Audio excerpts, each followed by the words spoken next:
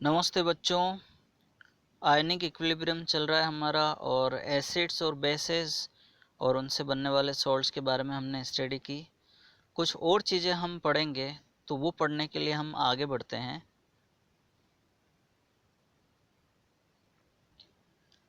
ये टर्म आपको दिखाई दे रही है कॉमन आयन इफेक्ट। अब हम ये पढ़ते हैं, देखिए नाम से पता लग रहा है कॉमन आयन और उससे जनरेट होने वाला effect. Reducing the concentration of hydrogen ions is called the common ion effect। हालांकि exactly इसी तरह से हम डिफाइन नहीं कर सकते, लेकिन आप ये मान लीजिए कि अगर कोई एसिड है, वीक एसिड है, उसमें कंसंट्रेशन को अगर कम करना है, हाइड्रोजन आयन की कंसंट्रेशन को, तो कैसे किया जाए। यानी हम कुछ उसके अंदर ऐसा ऐड करें जिससे हाइड्रोजन आयन की कंसंट्रेशन कम हो जाए। ऑब्वियसली इसके लिए ली चैटलियर प्रिंसिपल एप्लीकेबल होगा।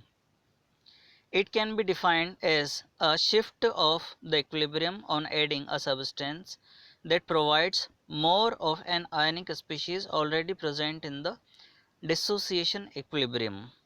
Common ion effect is based on the Le Chatelier's principle। समझना, जैसे एक एग्जांपल लेते हैं हम एसिटिक एसिड का। फॉर्मूला क्या है उसका, CH3COOH। ठीक है, शॉर्ट में उसको HAC भी लिखा जाता है। AC stands for acetate ion, है ना।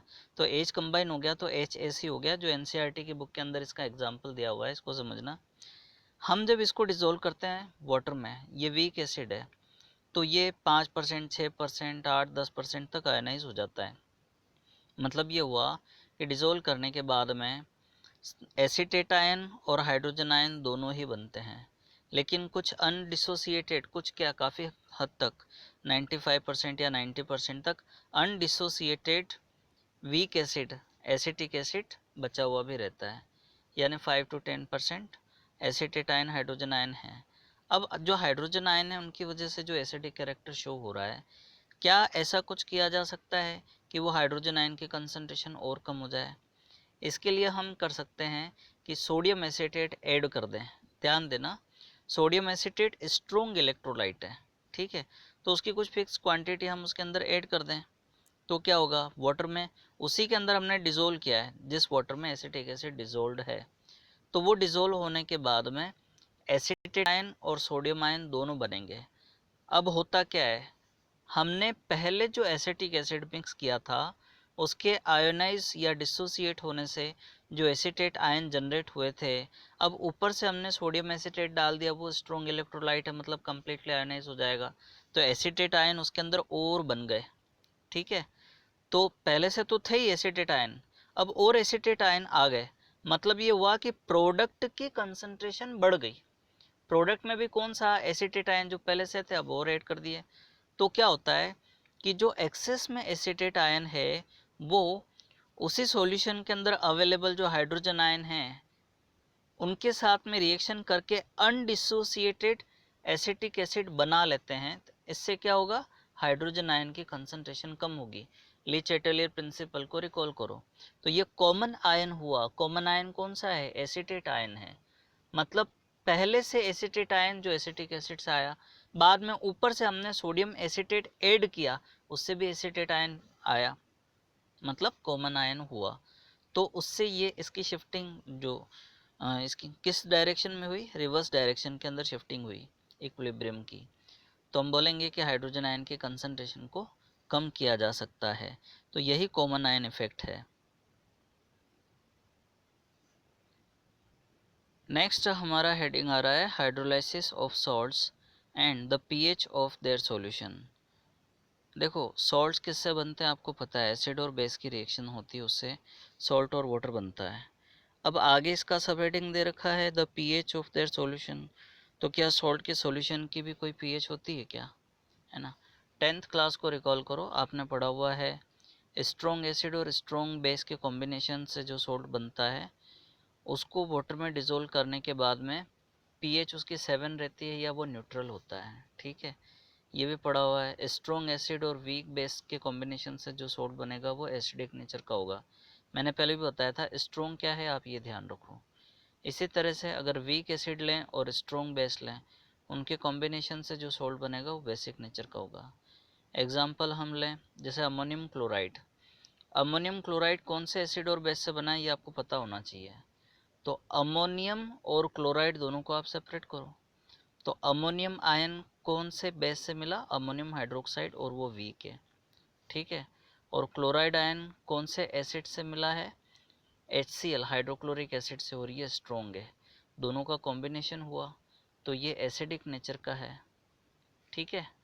तो मतलब जब अमोनियम क्लोराइड को आप डिज़ोल्व करोगे पानी में तो बनने वाला जो सॉल्यूशन है उसकी कुछ ना कुछ पीएच होगी, और वो पीएच लेस देन 7 होगी, जो इंडिकेट करेगा कि वो एसिडिक नेचर का है।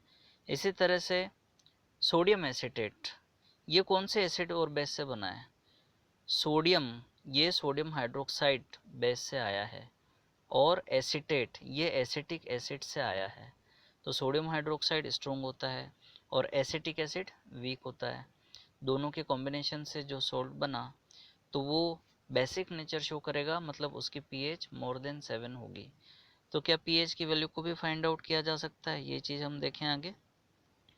Salts are formed by the reaction between acids and bases in definite proportion, which afterwards undergo ionization in water. The cations and anions formed on ionization of salts either exist as hydrated ions in aqueous solution or interact with water to reform corresponding acids or bases. मतलब ये है कि जो salt है water में जब आप dissolve करोगे वो आयनाइज होगा, डिज़ोल्व होने के बाद आयनाइज हुआ तो कैटायंस और एनायंस बने वो वापस से वाटर के साथ में रिएक्शन करते हैं तो करस्पॉन्डिंग एसिड या फिर बेसिस बनते हैं। The later process of interaction between water and cations और एनायंस और बोथ, या तो कैटायन की इंटरेक्शन वाटर के साथ या एनायन की इंटरेक्शन वाटर के साथ या फिर दोनों की इंटरेक्शन वाटर के साथ, both of the salts is called hydrolysis. तो हाइड्रोलाइसिस होने के बाद में पीएच में चेंज कैसे होता है, क्या हम उसको कैलकुलेट कर सकते हैं, उसके लिए भी फॉर्मूला है, देखते हैं हम आगे। We can say that the degree of hydrolysis is independent of the concentration of solution and pH of such solution is determined by their pK values। यानी सॉल्ट को डिज़ोल्व किया तो कंसनट्रेशन कितनी ले रहे हो इस बात से कोई फ़र्क नहीं पड़ता है, लेकिन उसकी पीएच को हम फाइंड आउट कर सकते हैं। जो एसिड और बेस के कॉम्बिनेशन से सॉल्ट बना है उनकी पीके वैल्यू से। अब एसिड के लिए तो pKa होगा और बेस के लिए pKb होगा। The pH of solution can be greater than 7 if the difference is positive and it will be less than 7 if the difference is negative। ये फॉर्मूला दिया हुआ है, इसको नोट कीजिए आप लोग। pH is equal to 7 plus half of the, फिर bracket में pKa माइनस pKb। मतलब ये हुआ कि जो सॉल्यूशन अब बनेगा उसकी पीएच डिपेंड किस पर करती है, वो pKa की वैल्यू पे और pKb की वैल्यू पे डिपेंड करती है, ठीक है। अगर इन दोनों को सॉल्व करते हैं और अगर ये वैल्यू पॉजिटिव आती है तो जो सॉल्यूशन है उसकी पीएच मोर देन 7 होगी, जो इंडिकेट करेगा कि सॉल्यूशन बेसिक नेचर का है। लेकिन ऐसा भी हो सकता है कि अगर इन दोनों की का जो सॉल्व करने के बाद में वैल्यू आती है अगर वो नेगेटिव है तो पीएच लेस देन 7 हो जाएगी, जो इंडिकेट करेगी कि ओवरऑल जो सॉल्यूशन है वो एसिडिक नेचर का होगा। ये डिपेंड करता है कि हमने कौन से कैटाइंस और एनाइंस या एसिड और बेस के कॉम्बिनेशन से ये सॉल्ट को बनाया है। थोड़ा हम एनसीईआरटी की तरफ मूव करते हैं। हम देखते हैं ये कुछ points. Salts of weak acid and strong base, example CH3COONA। तो स्ट्रॉन्ग बेस है इसका मतलब ये बेसिक नेचर का होगा, ठीक है। Salts of strong acid and weak base, ammonium chloride, मतलब इसके अंदर स्ट्रॉन्ग क्या है, एसिड है, तो ये एसिडिक नेचर का होगा, हम पहले डिस्कस कर चुके हैं। फिर salts of weak acid and weak bases, तो उसमें CH3COONH4 अमोनियम एसीटेट या अमोनियम इथेनॉइड बन रहा है। इसकी नेचर डिपेंड किस पर करेगी, pKa और pKb वैल्यू पर डिपेंड करेगी, ठीक है। अब देखिए इसे में हम थोड़ा आगे बढ़ते हैं।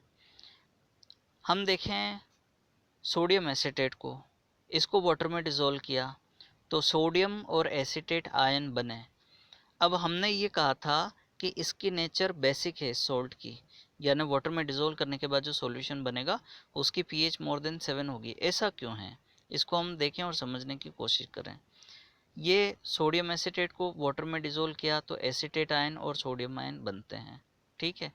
अब एक्वस सॉल्यूशन के अंदर है तो होता क्या है, इसकी स्टेबिलिटी कम है, तो ये क्या करेगा, वाटर के मॉलिक्यूल से प्रोटॉन को खींचेगा। प्रोटॉन को खींच करके ये इसने बना दिया CH3COOH, ठीक है। मतलब अनडिसोसिएटेड फॉर्म की तरफ ये मूव करेगा। बचेगा क्या रिजल्ट में, हाइड्रोक्साइड।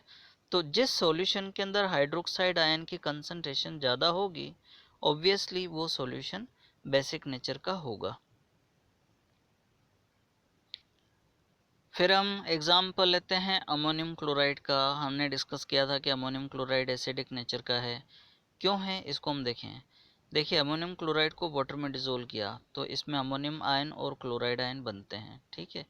अमोनियम आयन की स्टेबिलिटी कम है। ये क्या करता है, वाटर के मॉलिक्यूल से हाइड्रोक्साइड को खींच करके अमोनियम हाइड्रोक्साइड बनाता है और बचे हुए रह जाते हैं हाइड्रोजन आयंस। और जिस सॉल्यूशन के अंदर हाइड्रोजन आयन की कंसंट्रेशन ज़्यादा होगी उस सॉल्यूशन की नेचर एसिडिक होगी।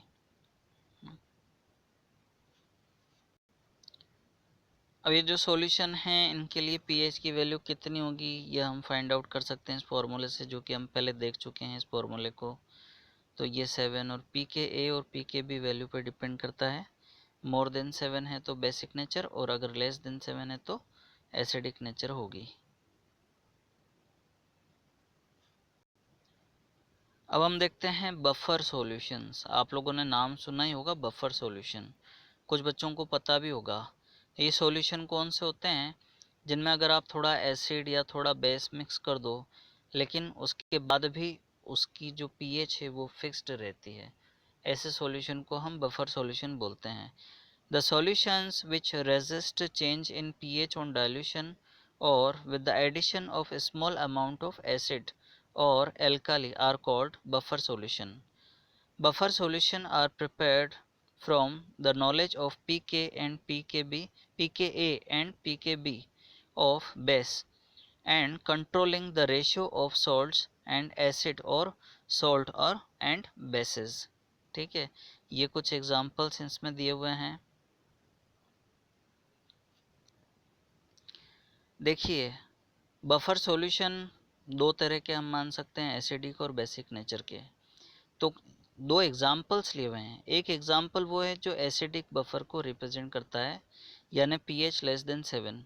दूसरा एग्जाम्पल वो है जो बेसिक बफर को इंडिकेट करता है, यानी पीएच मोर देन 7। अब हम देखें एसिडिक बफर कैसे बनाते हैं। A mixture of acetic acid and sodium acetate act as buffer solution around pH 4.75। मतलब ये हुआ, हमने एक तो ले लिया सॉल्ट और एक हमने ले लिया वीक एसिड, ठीक है। अब होता क्या है, जब हमने इन दोनों को मिक्स करके सॉल्यूशन बनाया तो वो बफर सॉल्यूशन है। अब ये बफर है, रीज़न क्या है, अगर हमने थोड़ा सा इसके अंदर एसिड मिक्स कर दिया तो भी पीएच अनचेंज रहती है, या फिर हमने एसिड के बजाय थोड़ा सा बेस अगर मिक्स कर दिया तो भी पीएच अनचेंज रहती है। ऐसा क्यों, वो देखते हैं। मान लीजिए कि एसिड हमने मिक्स किया तो उससे हाइड्रोजन आयन जनरेट होते हैं, तो वो हाइड्रोजन आयन पहले से एसिटिक एसिड की वजह से उसके अंदर हाइड्रोजन आयन थे, अब और हाइड्रोजन आयन उसके अंदर आ गए, तो क्या हुआ, जो एक्सेस हाइड्रोजन आयन है वो सोडियम एसीटेट के आयनाइज होने से जो एसीटेट आयंस बने हैं उनके साथ कंबाइन होकर के इस रिएक्शन को रिवर्स डायरेक्शन की तरफ शिफ्ट कर देते हैं, ठीक है। तो पीएच कांस्टेंट रहती है। फिर इसका उल्टा करें, मान लो हमने कोई बेस मिक्स कर दिया, तो बेस मिक्स करने पर यानी हमने क्या किया, एक तरह से हाइड्रोक्साइड आयन की कंसंट्रेशन को बढ़ाया। तो ऐसे में क्या होगा, जो एक्सेस हाइड्रोक्साइड आयन है वो उस सॉल्यूशन के अंदर ऑलरेडी अवेलेबल जो हाइड्रोजन आयंस हैं उनके साथ में रिएक्शन करके न्यूट्रल वाटर बनाएंगे, तो ऐसे में उसकी कंसंट्रेशन कम हो जाएगी। तो क्या होता है कि जो एसिटिक एसिड है वो फर्दर आयनाइज होकर के हाइड्रोजन आयन की कंसंट्रेशन को बैलेंस करता है, तो इस तरह से क्या होगा, इसकी पीएच फिक्स्ड होगी।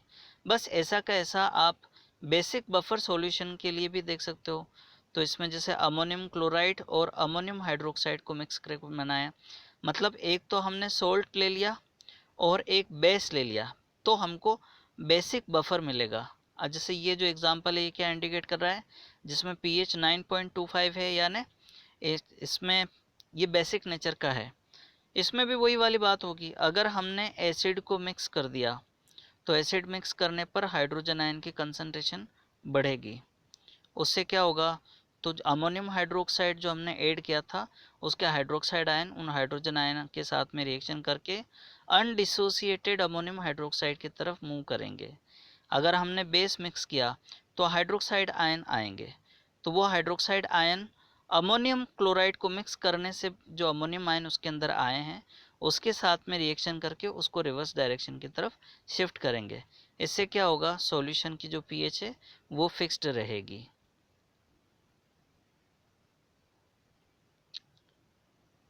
तो ठीक है बच्चों, आज हम इतना ही रहने देते हैं। तो हमने दो चीज़ें पढ़ी है, एक तो हाइड्रोलाइसिस ऑफ सॉल्ट्स और एक बफर सॉल्यूशन। तो आप ऐसे कोई एग्जांपल्स अपने होमवर्क के अंदर साथ में लिख करके भेजना, एसिडिक बफर और बेसिक बफर के। तो आपको ये ध्यान में है कि एसिडिक बफर में सोल्ट के साथ में वीक एसिड मिक्स करके बनाया जाता है, बेसिक बफर में सोल्ट के साथ में वीक बेस मिक्स करके बनाया जाता है। ऐसे कोई एग्जांपल आप लोगों को और अगर सोचते हो तो मुझे लिख करके सेंड कीजिएगा और अपना होमवर्क कंप्लीट करके भेजना और अपनी अटेंडेंस भी साथ साथ में देना। Thank you very much. एक चीज़ और मैं बताना भूल गया आप लोगों को, ओ लैब्स में आप लोगों ने प्रैक्टिकल्स देखे या नहीं देखे, ये मुझे आप लोग बताइए ताकि मुझे मालूम पड़े। उसमें पहले आपको टाइट्रेशन देखनी है और उसके बाद में सॉल्ट की एनालिसिस देखनी है। तो किन किन बच्चों ने देखा है वो मुझे इन्फॉर्म करें।